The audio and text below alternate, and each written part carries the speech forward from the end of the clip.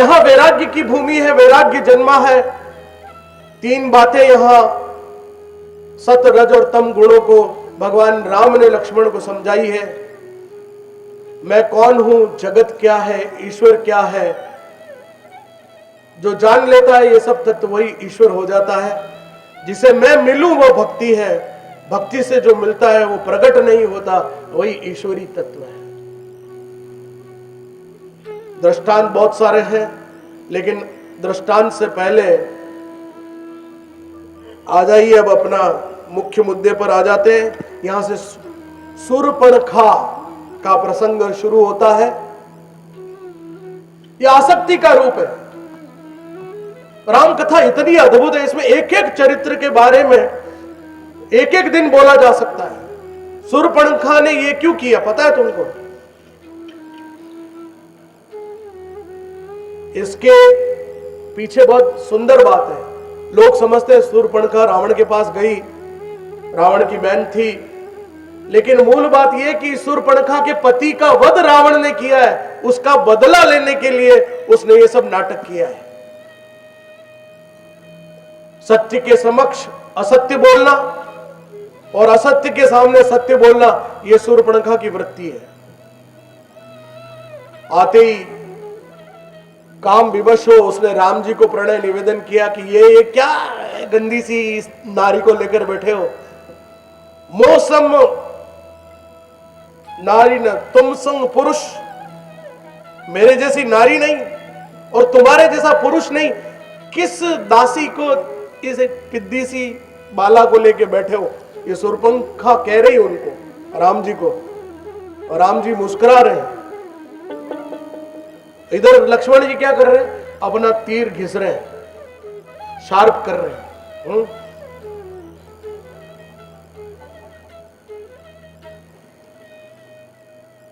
यहां तुम सम पुरुष न यो सम नारी, ये संजोग विधि रचा बिचारी, ये तुलसीदास जी की बहुत महत्वपूर्ण चौपाई है, जिसमें प्रणय निवेदन शूर्पणखा ने राम जी से किया है। यहां पर नाक नहीं काटी है, ये बात दिखाने के लिए, जनता को समझाने के लिए, लोक कथा के रूप में कि नाक काटी है। ये नाक नहीं काटा है, ये गौरव काटा है। आसक्ति,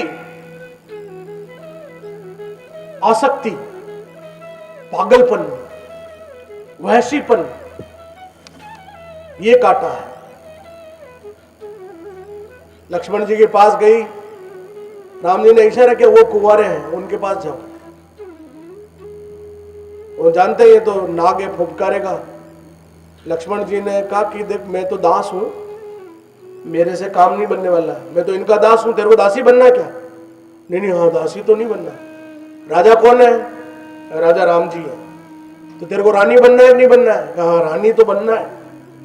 तो मेरे तो साथ तो दासी बनेगी, रानी बनना है तो राम जी के पास ही जा। फिर राम जी के पास गई, राम जी से बोला कि इसको तो इधर साइड में पटको, ये अलग रहेगी, मेरे को तुम पटरानी बढ़ा दो, मैं कितनी सुंदर हूं, ये हूं, ये हूं। राम जी भी सुनते रहे। फिर वापस भेजा कि नहीं वो चतुर है, वो बिल्कुल तेरे लायक है, वो क्योंकि कुंवारा है, तो उसी के पास जा और राजपाट में दे दूंगा उसको, तू जा। वापस उनके पास गई है। अब यहां पर एक प्रसंग आता है कि शूर्पणखा को लगा कि ये इस स्त्री की वजह से सब गड़बड़ हो रहा है, क्यों ना इसी को पकड़ू। तो उसने झपट्टा मारने की कोशिश की सीता मैया के बाल पकड़ने की, लेकिन पकड़ तो सकती नहीं। राम रोके उससे पहले लक्ष्मण को क्रोध आया, और वो तो अपना काम कर ही रहे थे। हाँ, तुरंत लेके उसी से खचाक नाक कान दोनों काट दिए, और जो ही काटे हैं वो अपने मूल स्वरूप में आई है, मोटी लंबी चौड़ी राक्षसी बनकर। हाँ, यहां खरदूषण, खर और दूषण, खरदूषण एक नहीं है, खर, दूषण और त्रिशला, ये तीन है। इनसे शिकायत की है। खरदूषण ने धनुष की टंकार की। यहां राम जी का जो क्रोध आया है, यहां क्रोध आया। 14,000 अक्षुणी सेना वहां पर है। सीता मैया को लेकर जाने को बोला लक्ष्मण को, जाओ तुम गुफा में बैठो वहां अकेले। राउडी राठौड़, तुम फिल्में ज्यादा देखते हो, ये सब फिल्मों वाले चोर हैं। चोर इन द सेंस सारे आइडियाज इधर उधर से चुराते हैं। ये सब रामायण से लिए हुए आइडिया हैं। भगवान ने जो गोफन घुमाई है यूं, 14,000 राक्षसों को केवल एक गोफन और धनुष बाण से जो धूल चटाई है और जो क्रोध दिखाया है, राम कथा पढ़िए आप रामचरितमानस में, भगवान का विराट स्वरूप, बलशाली बलिष्ठ स्वरूप यदि कहीं नजर आया है तो इन खरदूषण और इनके वध में नजर आया है। आग्नेय अस्त्रों के बारे में भी यहां पर रामचरितमानस में जानकारी मिलती है। वैसे खरदूषण जी, खर और दूषण दोनों इनको देखकर प्रसन्न हुए कि चलो राम जी के हाथों मौत होगी, इससे बढ़िया मौत क्या हो सकती है। कल मैंने एक बात और बताई थी कि सारे राक्षसों के मन में एक ही भाव था कि मरे तो राम के हाथों मरे, लक्ष्मण के हाथ नहीं मरे। और राम ये बात जानते थे, इसलिए लक्ष्मण को भेज दिया कि तू जा, ये तेरे हाथ से मरने नहीं आए, ये मेरे हाथ से मरना चाहते हैं, इन्होंने मुझसे वर मांगा, इसलिए लक्ष्मण को भेजा, वरना क्या जरूरत थी लक्ष्मण को आगे करते हो तो शेषनाग खुद ही उलट पुलट करके सब काम कर देते। लेकिन नहीं, मन की इच्छा थी कि इनसे मरेंगे, लक्ष्मण से नहीं मरेंगे प्रभु, गलती नहीं, मन ही मन प्रणाम किया। यहां पर रामकथा में एक चरित्र आता है जिसके बारे में आपको जानकारी नहीं है, उसका नाम है अकंपन। अकंपन सुनिएगा, ये बहुत सुंदर बात है। अकंपन वो चरित्र है, कैसी भी परिस्थिति हो, खरदूषण मर गए लेकिन वो कंपित नहीं हुआ, अकंपन नाम है उसका। उसने चेतावनी दी है कि रावण तू राम जी से पंगा मत ले। रावण ने कहा नहीं, बस तैयारी करो, बहुत हो चुका। एक बार मान गया, अकंपन के कहने पर रावण मान गया कि चलो चलो तू कहता है तो चल ठीक है, कि तू क्यों बेमौत मारा जा रहा है, इट्स ओके फाइन। लेकिन फिर वही सूर्यपणखा, धिक्कार है रावण, तू मेरा भाई बनता है, साले उसने मेरा इतना अपमान किया। हाँ, तू इतना कमजोर है, तेरी बहन का बदला नहीं ले सकता। जो जो भी करना था, पंगे करने थे, चढ़ाने का काम, चढ़ जा बेटा सूली पे, उसको तो चढ़ाना ही था सूली पे। और वही हुआ, रावण ने फिर मारीच को बुलाया। मारीच, मारीच वही है जिसको बिना फल के तीर से मारा था। माया नगरी मुंबई की स्थापना किसी ने की तो वो मारीच ने की है। इसलिए आज भी माया नगरी, चूंकि मारीच मायावी था इसलिए बंबई माया नगरी, और आज भी वहां का मुख्य धंधा फिल्म मायावी जो नहीं है वो चीज दिखाने का काम है। कितनी रिलेवेंसी है राम कथा में, आप देखिए।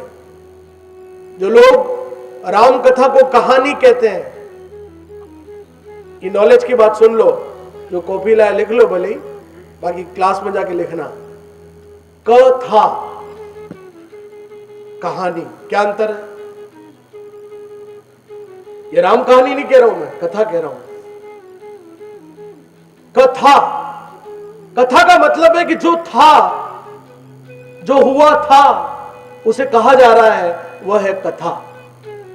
और कहानी जो नी हुई, जो नी हुई, नहीं हुई, उसे कहा जा रहा है वह कहानी। कथा और कहानी में यह अंतर है, हम जानते ही नहीं।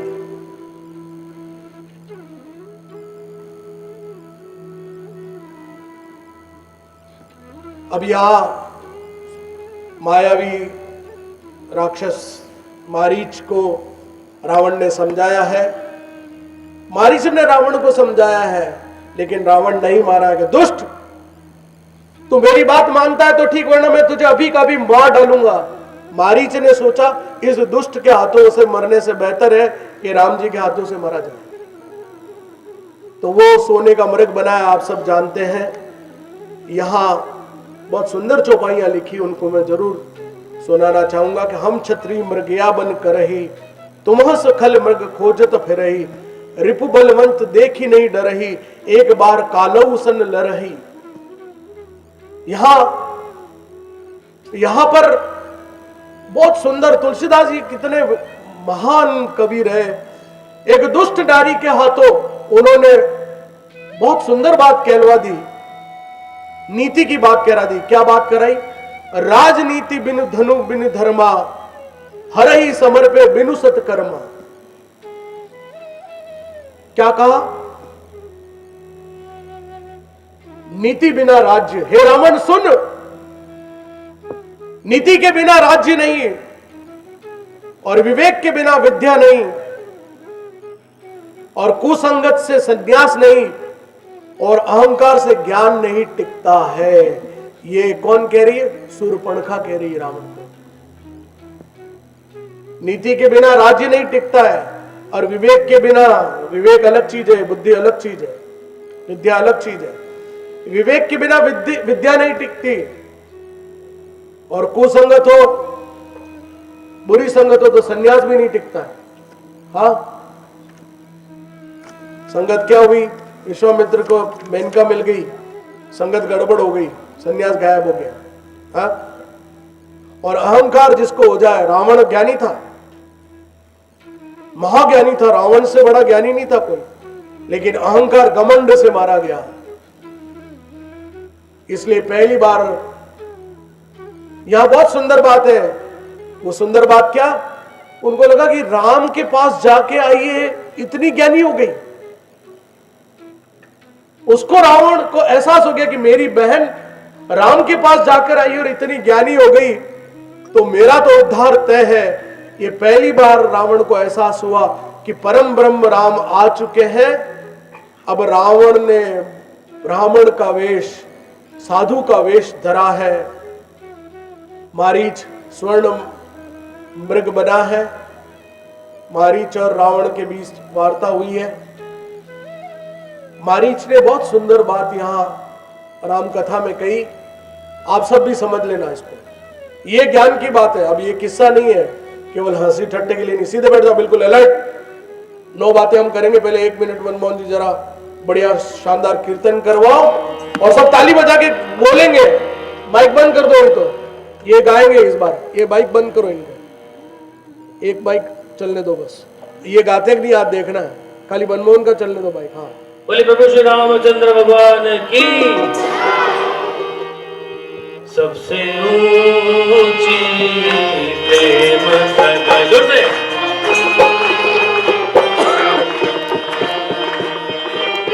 दुर्योधन को मेवा त्यागो,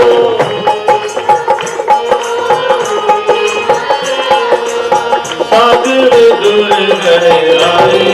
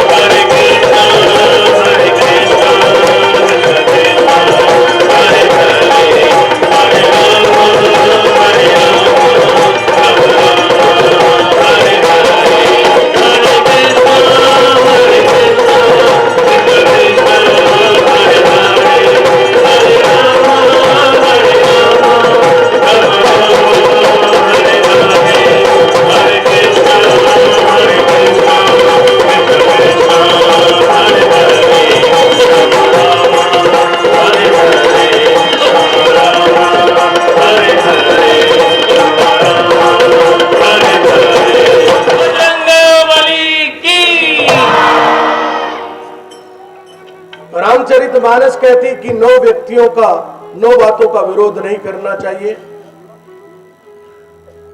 एक वो व्यक्ति जो शस्त्रधारी है और शास्त्रधारी है, जिसके पास शास्त्र है या जिसके पास शस्त्र है उसका विरोध नहीं करना चाहिए। दूसरा, जो आपका भेद जानता हो उसका विरोध नहीं करना चाहिए। तीसरा, प्रभु प्रभु में भेद नहीं करना चाहिए, ईश्वर ईश्वर में भेद नहीं करना चाहिए कि ये तो मैं राम जी के दोग नहीं लगता, मैं तो महावीर भगवान की दोग लगता हूं। ऐसा जो भेद करता है वो भी अनुचित है। एक मूर्ख का विरोध नहीं करना चाहिए। पागल हो ना, पागल आदमी से कभी पंगा नहीं करना चाहिए, नहीं तो वो भाटा कोई सा भी पड़ा होगा दे मारेगा माथे में। तो पागल को दूर से नमस्कार श्री राम। क्या बोला है वो, दुर्जनो प्रथम नमस्कार। दुष्ट आदमी को पहले नमस्कार करो, ये अपने पंगा नहीं करते, ये बहुत 1 नंबर का डैश डैश है। हाँ? एक गुरु का विरोध नहीं करना चाहिए। गुरु का विरोध करोगे तो उल्टा ज्ञान पकड़ा देगा। हाँ? एक धनी व्यक्ति का भी विरोध नहीं करना चाहिए, वो धन के बल पे तुम्हारा कुछ भी बुरा कर सकता है, इसलिए उसको भी दूर से नमस्कार कर लो। नमस्ते, नमस्कार, बहुत अच्छे, बहुत सुंदर घड़ी है। डॉक्टर से पंगा कर लोगे तो तुम्हारा ट्रीटमेंट 10 चाचे ये करा क्या, चलो सीटी स्कैन। डॉक्टर साहब मेरे पेट दुख रहा है, सीटी स्कैन का क्या कह रहा हूं जो करा, ले जाओ दूसरे डॉक्टर के पास। तो डॉक्टर से भी पंगा नहीं करना चाहिए, एक कवि का नहीं करना चाहिए, नहीं तो कविता में तुम्हारी वाट लगा देगा। और एक लेखक का पंगा नहीं करना चाहिए। लेखक जो है, पत्रकार, इनसे पंगा नहीं लेना। बापू ने लिया पंगा, हाँ? सब पत्रकारों से पंगा लिया तो वो भुगत रहे बेचारे। ये मैं नहीं कह रहा हूं, ये रामचरितमानस कह रही है। योग माया का यहां मिलन हुआ है, इसे समझना बच्चों। योग माया सीता की परछाई रावण हरण करके लेके गया है। सीता मैया योग माया के रूप में वहीं आसीन हुई है। सीता जी नहीं गई है, परछाई गई है केवल। तपोमयी स्वरूप में वहीं आश्रम में उनको स्थापित किया है। अग्नि के रूप में वो वहां रही है, इसलिए वो अग्नि परीक्षा जो आप कहते हैं ना, सीता मैया को अग्नि परीक्षा देनी, शब्दों को मत पकड़ा करो। अग्नि से वापस सीता मैया को लाया गया है। अग्निमय रूप में वो थी, तपोमय रूप में थी, उसी में से सीता मैया को लिया गया है। अब हम यहाँ पर एक बात सोचते हैं, लक्ष्मण रेखा खींची तो कोई वहां पर कोई मतलब कोई केमिकल डाला होगा, उसमें से आग निकली होगी, गैस। ऐसा कुछ नहीं है। साधु के वेश में जो व्यक्ति था उसने लक्ष्मण रेखा का उल्लंघन किया, यानी कि कहीं हाथ पकड़ा होगा सीता माता का, ये लक्ष्मण रेखा का उल्लंघन। हम कई बार समझ लेते हैं लक्ष्मण रेखा कोई खींची हुई लक्ष्मण रेखा है, वो खींची हुई नहीं है, ये मानसिक रेखा है। हम सबके जीवन में एक लक्ष्मण रेखा है। उस लक्ष्मण रेखा का मतलब यही है कि जो मर्यादाओं की रेखा का उल्लंघन करता है वो लक्ष्मण रेखा को लांघ जाता है। इसलिए लक्ष्मण रेखा के फिजिकल स्वरूप को भौतिक स्वरूप पे मत जाइए, उसके शाब्दिक, मार्मिक, आर्थिक यानी अर्थपूर्ण बात को समझने की कोशिश करिए कि जो व्यक्ति मर्यादाओं का उल्लंघन करता है यानी लक्ष्मण रेखा लांघता है, उसका हश्र रावण की तरह होता है। ये कहा है रामकथा में।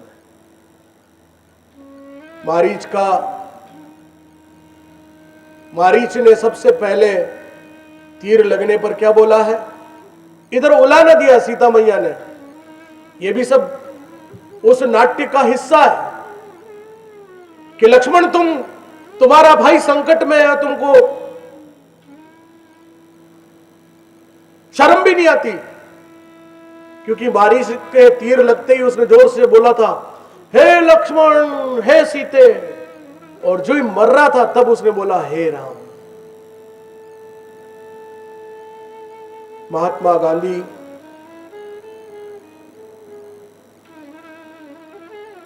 के मुख से अंतिम शब्द निकला था, हे राम। जीवन में एक ही नाम जो परम मोक्ष की ओर ले जा सकता है, कोई मंत्र नहीं पता है, राम पर्याप्त है। न श्लोक की जरूरत है, न मंत्र की जरूरत है। जिसके अंतिम समय में राम नहीं निकलता, सबके अंतिम समय में हाय हाय निकलती है। हाँ, हाय बाप रे, हाय भाई रे, हाँ? दुखी होते रहते हैं। दर्द राम निकलने नहीं देता मुंह से, लेकिन जो दर्द को भी सहन कर जाए, महात्मा गांधी गोली लगने के बाद भी अगर शब्द हे राम निकाल सके तो उनको परम तत्व की प्राप्ति हुई, और आज हम उन्हें राष्ट्र पिता के रूप में पूजते हैं। ये चित्कार उस मायावी राक्षस की है जो लक्ष्मण और सीता के नाम पर चित्कार करता है, लेकिन तीर लगने के बाद बोलता है धीरे से, हे राम, हे राम। यहां सीता मैया को वाल्मीकि रामायण कहती कि जमीन से ही उठा के लेके गया। रामचरितमानस कहती कि वो अपने विमान में उठा के लेके गया। मार्ग में जटायु का मिलन होता है। जाकर नाम भरत मुख आवा, अजमरु मुकुट होई श्रुति गावा। रावण और जटायु के बीच में युद्ध होता है। ये जटायु काका है। ये जटायु कौन है पता है? ये काका कैसे हुए? एक बार अयोध्या में, सीधे बैठो, एक यजमान, दो मुख्य यजमान हमारे इधर विराजे हुए हैं। लड़के, तुम में से किसी को यजमान बनना है? नहीं बनना है? अच्छा, तो सीधे बैठो।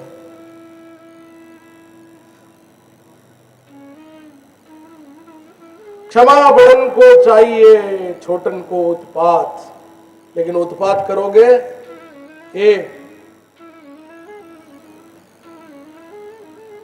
हम क्या बात कर रहे थे? काका। ये काका कैसे हुए? एक बार अयोध्या में अकाल पड़ा। अयोध्या नगरी वो नगरी है जिसने इंद्र को परास्त किया। रघुकुल, रघुकुल का दूसरा कोई नाम बता दे, मैं जान जाऊं जो जिस नाम से प्रसिद्ध है। कौन सा वंश कहलाता है? कोई भी, एक भी बच्चा बोले उसको आज 101 रुपए का इनाम मेरी ओर से। हाँ, नहीं, जिस राजा के नाम की बात कर रहा हूं, ये रघुवंश रघु के नाम से पड़ा। ये दूसरा कौन सा ऐसा राजा है?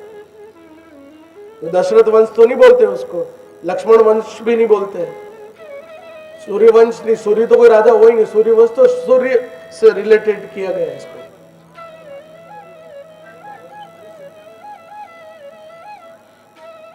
चलिए, नियम पर किसी को नहीं पता, किसी अध्यापक को? हाँ,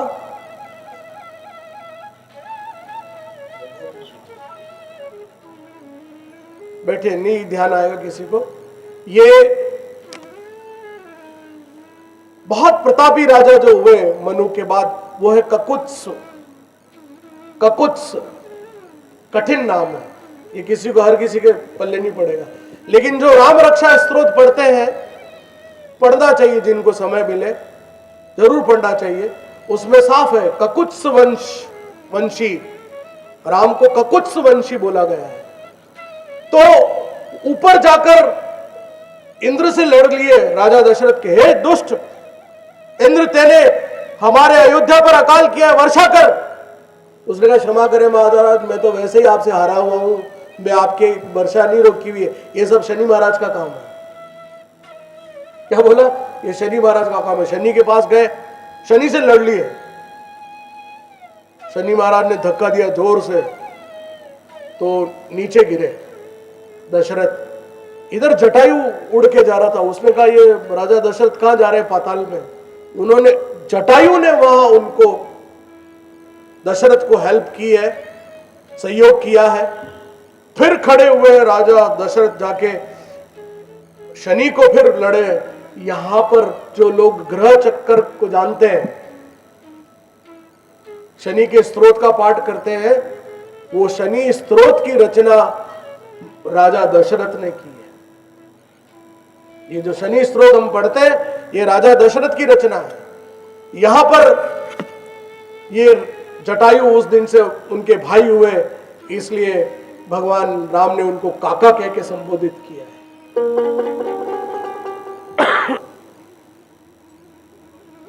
इसी गिद्धराज ने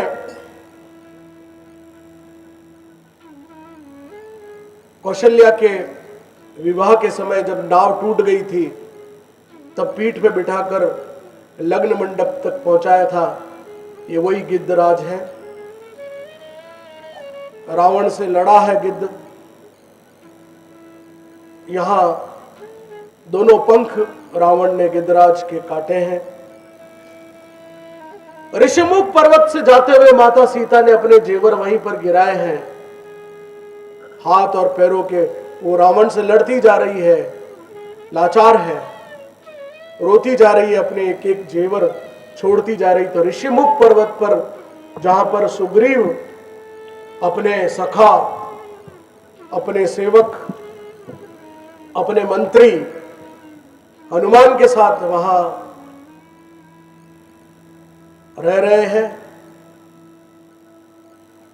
भगवान पर्ण कुटीर में आकर देखते हैं सीता मैया नहीं है। यहां रामचरितमानस में एक अद्भुत बात कही है।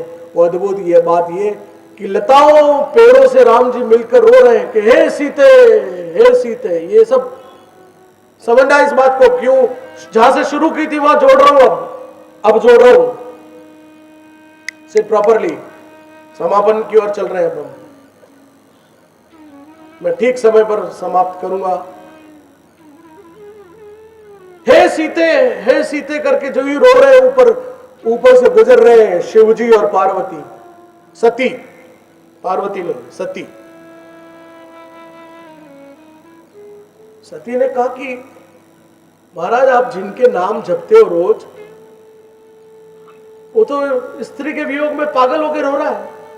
पेड़ों, लताओं, चट्टानों, जानवरों, चिड़ियों से पूछ रहा है कि मेरी सीता को देखा है क्या? ए सीते, ये भगवान नहीं हो सकता। शंका, स्त्री का दूसरा नाम है शंका। राम कथा कहती है, मैं नहीं कह रहा हूं। शंका करना।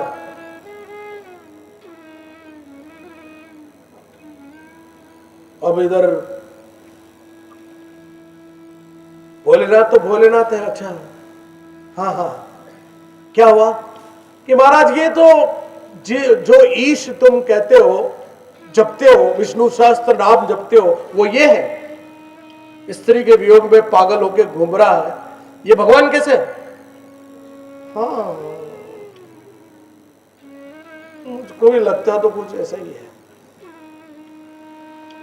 उनको तो क्या झंझट छुटाना था, ये डोकरी मार परेशान करी जाए, दुखी करी मेरे मेडिटेशन ध्यान व्यान में रोज पंगा करती है। शंका का जब पता करो। अब राम जी इधर लताओं पेड़ों से पूछ रहे हैं, ये सीता मैया बनकर पहुंच गई।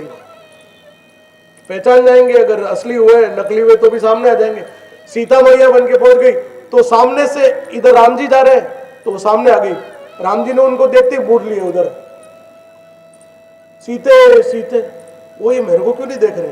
वो उधर उछल के उधर आ गई तो राम जी वापस वहां से मुड़ के इधर हो लिया। फिर तीसरा मोड़ आया तो वहां फिर सामने आके खड़ी हो गई। तब राम जी ने नमस्कार किया कि मां आप अकेली कहां घूम रही है, भोलेनाथ किधर है? तब सीता को इस बात का एहसास हुआ है कि मैं गलत थी, प्रभु तो लीला कर रहे हैं। लेकिन भोलेनाथ ने, जो ही वो भोलेनाथ के पास गई, भोलेनाथ ने उनके चरणों में नमन किया है, पत्नी के चरणों में गिर गए। आप कहेंगे ये क्या बेंडा पड़ा है? भोलेनाथ ने नमस्कार किया और कहा कि तुमने आज मेरी मां सीता का वेश धरा है, आज से तुम मेरी मां हुई, इसलिए मैं तुम्हारा त्याग करता हूं। उस दिन भोलेनाथ ने सती मां का त्याग किया है, और सती का त्याग होने की वजह से सती दक्ष प्रजापति के यज्ञ में जाकर जल मरी है। उसके बाद फिर पार्वती के रूप में प्रकट हुई, और उनका फिर वो पाणी ग्रहण तो आपने देख ही लिया। हाँ, भोले की बारात का आनंद तो आपने लिया। इसलिए पार्वती, हिमालय की बेटी पार्वती बनकर दोबारा उनसे विवाह करना पड़ा, अन्यथा दोबारा विवाह की आवश्यकता नहीं थी। सीता वियोग में दुखी राम जी धरती, सूरज और चंद्रमा को उलाहना देते कि तुम, धिक्कार है तुम्हारे रहते मेरी सीता यहां से हर ली गई। और रास्ते में एक आंख वाला, फोटो देखा होगा आपने कई बार, कबंध, एक आंख है इतनी मोटी हो, कुरूप, वो लगा हुआ हो, इधर लगा हुआ है कहीं, वहां है या वहां कहीं, देखना उसमें। कबंध नाम का राक्षस है, एक आंख है उसकी।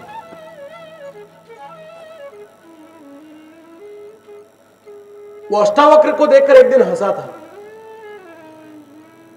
अष्टावक्र तो टेढ़े मेढ़े थे, और ये बहुत सुंदर था, ये यक्ष पुरुष था, इतना सुंदर, अपने शरीर पर अभिमान। अष्टावक्र पर हंसा, अष्टावक्र ने शाप दे दिया, साले दुष्ट, जा तू मेरे से भी कुरूप हो जा। तो उसकी दोनों आंखें चली गई, सेंटर में एक आंख आ गई।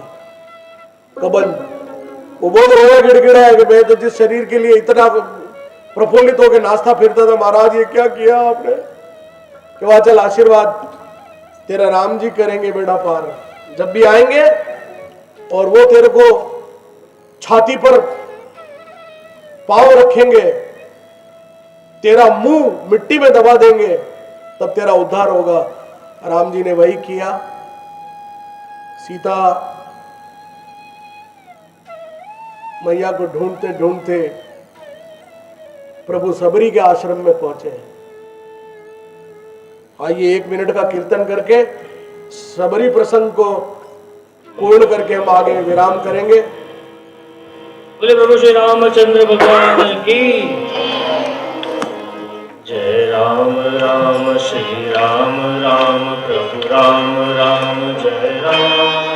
श्री राम राम सुख राम राम रट राम राम श्री राम। जय राम राम श्री, सभी करने वाले ताली बजाते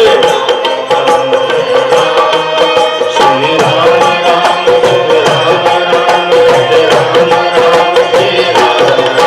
मन राम राम मुख राम राम तन राम राम श्री राम। निज राम राम श्री राम राम भज राम श्री राम।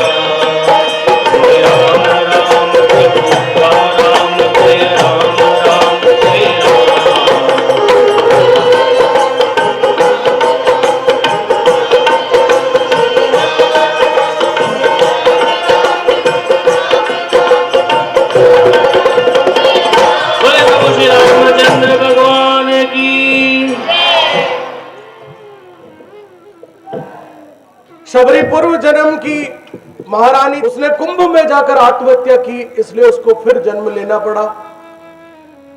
एक भील राजा के घर में जब 101 बकरों की बलि देने की बात आई तो आधी रात को इधर पीछे देखना आपने,